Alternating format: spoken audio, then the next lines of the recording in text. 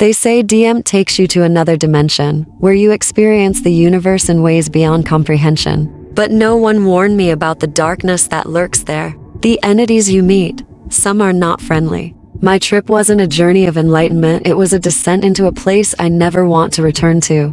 This wasn't a dream, it was a nightmare that felt too real. And I'm not sure I came back alone. I had heard about DMT for years, the so-called spirit molecule. People would talk about transcendent experiences, encounters with higher beings, feeling at one with the universe. It sounded fascinating, almost inviting. But in the back of my mind, there was always a creeping sense of unease. Some stories weren't so positive. Some people talked about entities, beings that live in the spaces between our world and whatever lies beyond. Some people never really come back the same. But curiosity got the better of me. I wanted to know what was on the other side. What could be so terrifying? I thought I could handle it. I was wrong. That night, everything seemed normal. I was with a close friend who had done DMT before. He talked me through what to expect: intense visuals, the sense of being catapulted into another dimension, but nothing to worry about. He even played soft music in the background to keep the vibes good. I took the hit,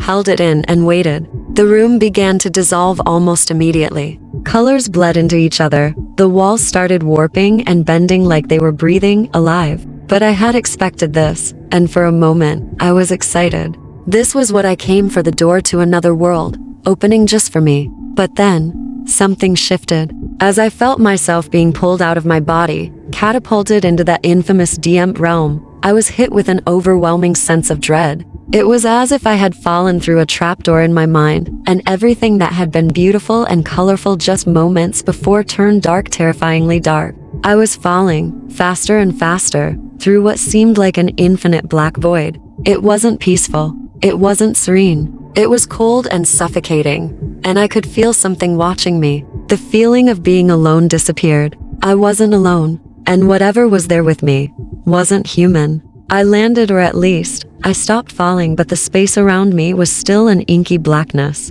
I could make out faint shapes at the edge of my vision, twisted, moving in the shadows, but no matter how hard I focused, I couldn't see them clearly. And then came the sound, a low guttural hum that seemed to vibrate through my bones, rising and falling like something alive. It wasn't the kind of sound that comes from the physical world. It was a vibration, an energy that crawled through my skin and seeped into my mind. Suddenly, one of the shapes moved closer. A figure, no, an entity emerged from the darkness. It was tall, unnaturally thin, its form distorted and wrong, as if it didn't belong in any dimension I understood. It had no face, just a blank, pulsing void where its eyes should be, and it leaned toward me like it was curious.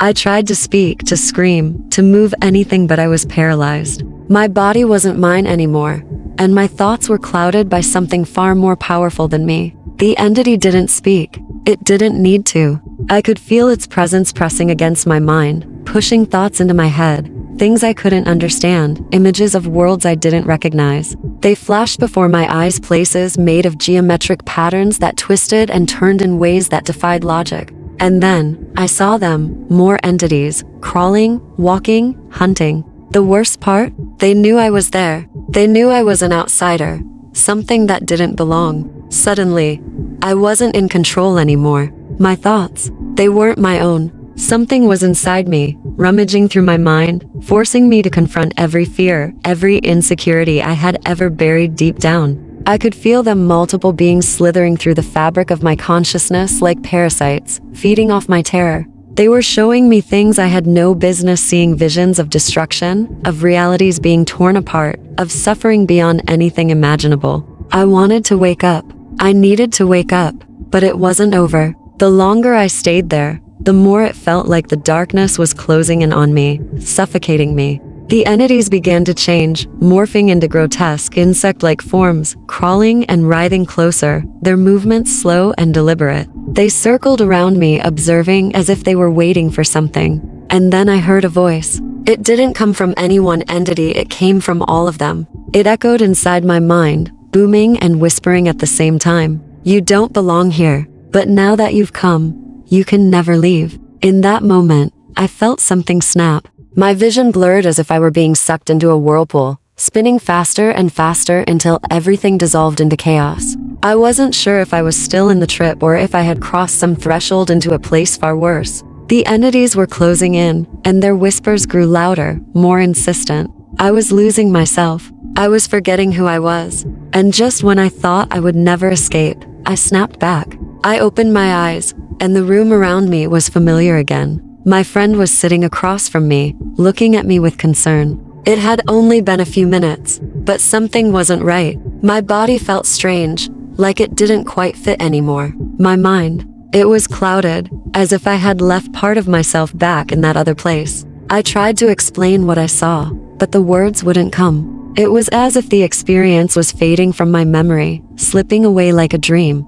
I couldn't fully remember, but I couldn't shake the feeling that I hadn't come back alone. For weeks after the trip, I felt like something was watching me, just out of sight, lurking in the shadows of my mind. I'd see glimpses of those twisted shapes, feel that suffocating dread creep over me when I was alone. It was as if the entities hadn't let me go, they were still there, just waiting for the right moment to pull me back. I haven't touched DMT since. I can't. Every now and then, in the silence of the night, I hear that low guttural hum vibrating in the back of my mind, and I wonder, did I really escape? Or did they let me go, knowing I'd be back?